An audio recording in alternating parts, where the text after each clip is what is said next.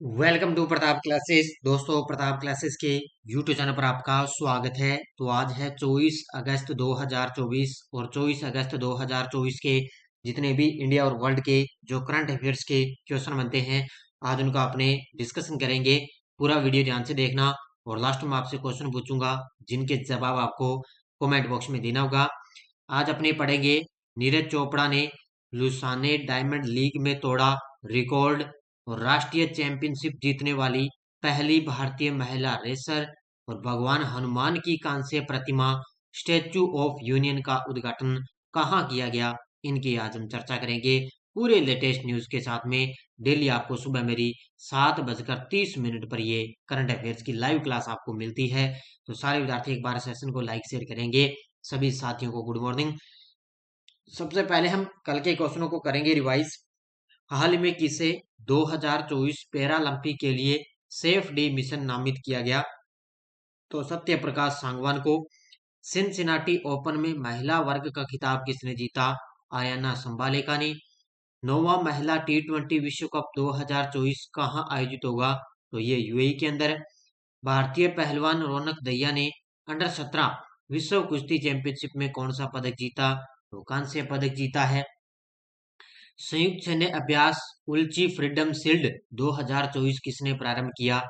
USA और दक्षिण Korea ने। किस भारतीय खिलाड़ी को सीएट क्रिकेट रेटिंग अवार्ड 2023-24 में लाइफ टाइम अचीवमेंट पुरस्कार से सम्मानित किया गया? राहुल द्रविड़ को। नौवां 19वां CII भारत अफ्रीका व्यापार सम्मेलन कहाँ हुआ? तो ये भारत के अंदर। किस केंद्रीय मंत्री ने 24वें हस्तशिल्प कार्यक्रम में हस्तशिल्प निर्यात पुरस्कार प्रदान किए? गिरिराज सिंह ने। इसरो आगामी 5 सालों में कितने सैटेलाइट लॉन्च करने की योजना बनाई है? तो ये बनाई है 70। ये थे कल के क्वेश्चनों का रिवाइज हमने कर लिया। और इसके अलावा टेस्ट आपको कंटिन्यू मिल रहा है। जो अपनी वार्षिक करंट की टेस्ट सीरीज चल रही है, इसके अंदर daily weekly monthly monthly PDF आपको दी जा रही है। और जल्द ही आपके लिए राजस्थान प्लस इंडिया और वर्ल्ड तीनों की करंट अफेयर्स की बुक आपको मिलने जा रही है। तो लगभग 1 सितंबर से पहले पहले आपको इंडिया वर्ल्ड और राजस्थान तीनों की कॉम्बो बुक आपको एक साथ मिल जाएगी। स्पेशल सीएटी के लिए करंट की बुक आ रही है अपनी। तो 1 सितंबर से पहले पहले बुक आपको मिल जाएगी, जिसके अंदर आज लगभग उसी पर अब कार्य चल रहा है। इंडिया वर्ल्ड और राजस्थान तीनों की करंट आपको एक साथ बुक मिलेगी। इसके अलावा अपनी टेस्ट सीरीज चल रही है शिक्षा मनोविज्ञान की, और फर्स्ट ग्रेड के लिए special Bharat Rajasthan Indian polity की है। बढ़िया तरीके से आप ये टेस्ट सीरीज ज्वाइन कर सकते हो। और सीईटी के लिए मेरी क्लासें आपको मिल ही रही है कंटिन्यू। पहला क्वेश्चन आज की क्लास का आपके सामने। भारत के star javelin thrower Neeraj Chopra ने लुसाने डायमंड लीग 2024 में कितने मीटर भाला फेंककर दूसरा स्थान हासिल किया है? लगा लो इस क्वेश्चन को स्टार। और कल आपने देखा होगा यूपी पुलिस का एग्जाम था, उसमें लगभग फर्स्ट शिफ्ट के अंदर 4 क्वेश्चन आए थे करंट की। एक तो उसके अंदर गृह मंत्री पूछा गया था कि कौन कौन है? अमित शाह। इसके अलावा एक आया था वो रस कुक वाला, जिन्होंने अफ्रीका के अंदर 1600 मीटर की दौड़ पूरी की। इसके अलावा एक आया था क्वेश्चन उसमें अभी जो रमन सुब्बाराव है उनका निधन हुआ, उनका संबंध किस खेल के खिलाड़ी हैं? तो वो क्रिकेटर थे। इस प्रकार या 3 या 4 ही क्वेश्चन आए थे वहां पर करंट के। तो यूपी पुलिस के अंदर कल मैंने देखा था। तो भारत के star javelin thrower Neeraj Chopra ने लुसाने डायमंड लीग के अंदर कितने मीटर भाला फेंककर दूसरा स्थान हासिल किया? तो इन्होंने फेंका है 89.49। कितना? 89.49 मीटर का भाला फेंक कर दूसरा स्थान हासिल किया है। इससे पहले ना उन्होंने अपना ही रिकॉर्ड तोड़ा है। उन्होंने इससे पहले 89.45 मीटर का उन्होंने थ्रो फेंका था, लेकिन अब की बार उन्होंने 89.49 मीटर का थ्रो फेंका है। तो उन्होंने अब की बार दूसरा स्थान हासिल किया है। तो उन्होंने अपना ही रिकॉर्ड तोड़ दिया है। भारत के star javelin thrower Neeraj Chopra ने लुसाने डायमंड लीग 2024 में सीजन का बेस्ट थ्रो करते हुए दूसरा स्थान हासिल किया। नीरज चोपड़ा ने इस महीने 8 अगस्त को पेरिस ओलंपिक में 89.45 मीटर का थ्रो करते हुए भारत के लिए सिल्वर मेडल हासिल किया था। क्योंकि आपको पता है आपकी पेरिस ओलंपिक में कांस्य पदक जीता था किसने? नीरज चोपड़ा ने। कितने मीटर में? 89.45 मीटर में। लेकिन लुसाने में उन्होंने इस सीजन का अपना ही रिकॉर्ड तोड़ दिया और 89.49 मीटर का भाला फेंका, जो उनके सीजन का बेस्ट थ्रो साबित हुआ और इन्होंने इसके अंदर दूसरा स्थान हासिल किया। तो पेरिस ओलंपिक के अंदर 89.45 था और यहाँ पर उन्होंने 80.949 कर दिया, तो अपना ही रिकॉर्ड उन्होंने तोड़ दिया। 2024 के राष्ट्रीय चैंपियनशिप जीतने वाली पहली भारतीय महिला रेसर कौन बनी है? तो ये तस्वीर में आप देख सकते हो, ये महिला है जो पुणे की रहने वाली है।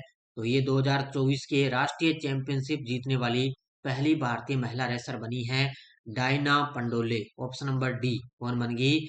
डायना पंडोले है, ये 2024 के अंदर राष्ट्रीय चैंपियनशिप जीतने वाली पहली महिला रेसर बन गई। इसका उत्तर हो जाएगा ऑप्शन नंबर डी।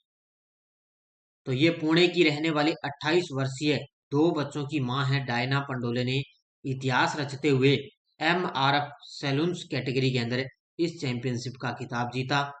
उन्होंने 2024 के Indian national car racing championship में यह खिताब हासिल किया, जिससे इस उपलब्धि को हासिल करने वाली पहली भारतीय महिला बन चुकी है। तो 2024 का ये Indian national car racing championship जीती और इस चैंपियनशिप को जीतने वाली पहली भारतीय महिला रेसर बन चुकी है। तो ये पुणे की रहने वाली है।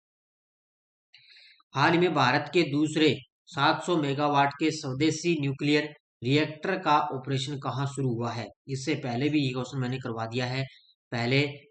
तो भारत के दूसरे 700 मेगावाट के स्वदेशी न्यूक्लियर रिएक्टर का ऑपरेशन कहाँ शुरू हुआ? तो इसकी शुरुआत हो चुकी है गुजरात के अंदर। ऑप्शन नंबर बी कहाँ पर हो चुकी है? गुजरात के अंदर इसकी शुरुआत हो चुकी है। तो भारत के गुजरात में काकरापारा परमाणु ऊर्जा स्टेशन ने अपने दूसरे 700 मेगावाट परमाणु रिएक्टर के PS4 के साथ पूर्ण परिचालन क्षमता पर पहुंच गया। इसने 21 अगस्त 2024 को पूरी शक्ति से काम करना शुरू कर दिया है। तो धीरे धीरे इसका संचालन पूरी तरह से स्टार्ट हो चुका है।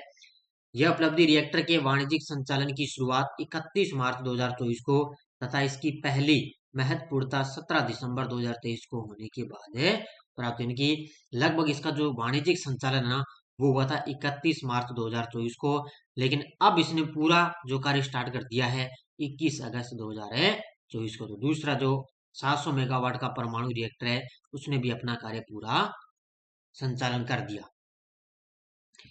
हाल में भगवान हनुमान की 90 फुट ऊंची कांस्य प्रतिमा स्टैचू ऑफ यूनियन का उद्घाटन कहाँ हुआ है? हाल ही में भगवान हनुमान की 90 फुट ऊंची कांस्य प्रतिमा स्टैचू ऑफ यूनियन का उद्घाटन कहाँ हुआ? तो आज शनिवार है, तो शनिवार के दिन जय बजरंग बली का जो है नाम लेते हुए तो उन्होंने स्टैचू ऑफ यूनियन का उद्घाटन हुआ है। कहाँ पर है? ये हुआ है USA के अंदर। कहाँ पर है? USA यानी कि अमेरिका के अंदर इसका उद्घाटन किया गया। ये तस्वीर में आप देख सकते हो।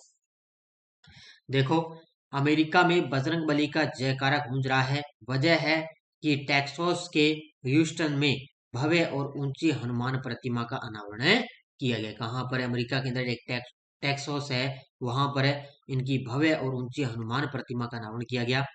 15 से 18 अगस्त तक चले 3 दिन के समारोह के साथ श्री राम दूत पवन सुत हनुमान जी की 90 फुट ऊंची प्रतिमा की प्राण प्रतिष्ठा की गई है और यह अमेरिका में तीसरी सबसे ऊंची मूर्ति है। तो अमेरिका के अंदर तीसरी सबसे ऊंची मूर्ति है। तो भगवान श्री राम दूत पवन सुत हनुमान की 90 फुट ऊंची प्रतिमा का अनावरण किया गया। हाल ही में किस राज्य की IAS अधिकारी दीप्ति गौर मुखर्जी ने कॉरपोरेट मामलों के मंत्रालय के सचिव का पदभार संभाला है? किस राज्य की IAS अधिकारी दीप्ति गौर मुखर्जी ने कॉरपोरेट मामलों के मंत्रालय के सचिव का पदभार संभाला? तो ये है मध्य प्रदेश की IAS अधिकारी। कौन है? ये है दीप्ति गौर मुखर्जी, मध्य प्रदेश की IAS अधिकारी, और इन्होंने कॉरपोरेट मामलों के मंत्रालय का सचिव का पदभार संभाला। तो मध्य प्रदेश कैडर की 1993 बैच की IAS अधिकारी दीप्ति गौर मुखर्जी ने कॉरपोरेट मामलों के मंत्रालय यानी कि MCA के सचिव का पदभार संभाला। उन्होंने मनोज गोविल का स्थान लिया, जिन्होंने हाल ही में व्यय सचिव का पदभार संभाला है। किसका स्थान लिया? मनोज गोविल का। इससे पहले मुखर्जी राष्ट्रीय स्वास्थ्य प्राधिकरण के CEO के पद पर कार्यरत थी। तो राष्ट्रीय स्वास्थ्य प्राधिकरण के CEO के पद पर कार्यरत थी। कौन है? दीप्ति गौर मुखर्जी। हाल में भारत और किस देश ने नदी की सफाई के लिए SLCR परियोजना शुरू की है? हाल ही में आजकल ये लगभग समझौते भी कोई भी परियोजना वगैरह कोई समझौता होता है तो लगभग एग्जाम के अंदर आता है। तो भारत और किस देश ने नदी की सफाई के लिए SLCR परियोजना की शुरुआत की? तो ये की है भारत और डेनमार्क देश ने। ऑप्शन नंबर बी, किसने की है? भारत और डेनमार्क ने नदी की सफाई के लिए SLCR परियोजना की शुरुआत की। तो भारत और डेनमार्क की सरकारों के बीच हरित रणनीतिक साझेदारी से महत्वपूर्ण सहयोग को बढ़ावा दिया है। इसके परिणाम स्वरूप वाराणसी में स्वच्छ नदियों पर स्मार्ट प्रयोगशाला की स्थापना हुई है। वाराणसी नाम आ गया ना, यूपी के अंदर वाराणसी, तो वहां पर स्वच्छ नदियों पर स्मार्ट प्रयोगशाला की स्थापना हुई। यह गठबंधन भारत सरकार, जल संसाधन, नदी विकास और गंगा संरक्षण विभाग अपने भारत की तरफ से और भारतीय प्रौद्योगिकी संस्थान बनारस हिंदू विश्वविद्यालय और डेनमार्क सरकार के बीच में ये समझौता हुआ है। तो ये याद रखना है, भारत सरकार और बनारस बनारस हिंदू विश्वविद्यालय और डेनमार्क सरकार के बीच समझौता हुआ। हाल में दिवंगत वैज्ञानिक गिरीश साहनी का संबंध किससे था? तो लगभग जिनका निधन होता है वो एग्जाम के अंदर आजकल आपको पता है करंट से संबंधित पूछे जाते हैं। तो कल भी यूपी पुलिस के अंदर आ गया था क्वेश्चन, तो हो सकता है आगे फिर भी इस प्रकार क्वेश्चन आए। तो दिवंगत वैज्ञानिक गिरीश साहनी का संबंध किससे था? तो ये थे CSIR, ऑप्शन नंबर बी। अब CSIR का मतलब क्या होता है? वैज्ञानिक और औद्योगिक अनुसंधान परिषद।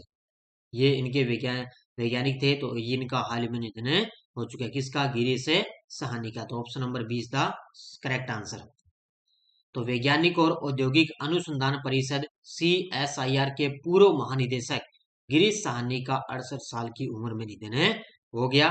साहनी को हृदय रोगों के इलाज के लिए क्लोट बस्टर विकसित करने के लिए जाना जाता था।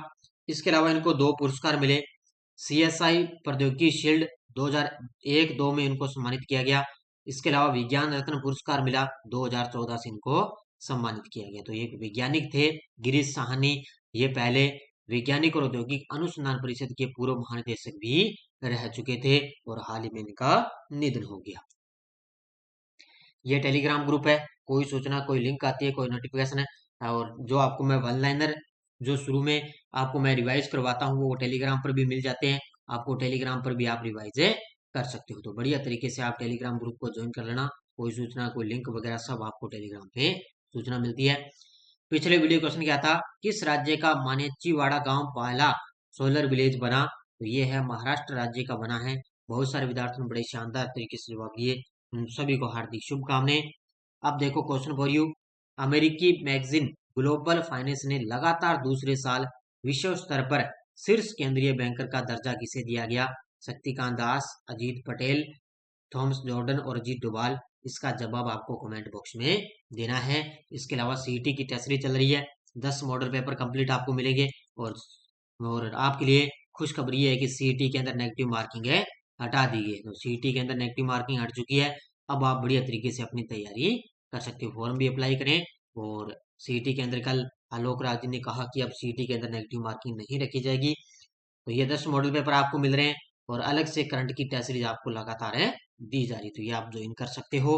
तो सारे विद्यार्थी एक बार वीडियो को ज्यादा लाइक शेयर करेंगे। धन्यवाद। जय हिंद, जय भारत।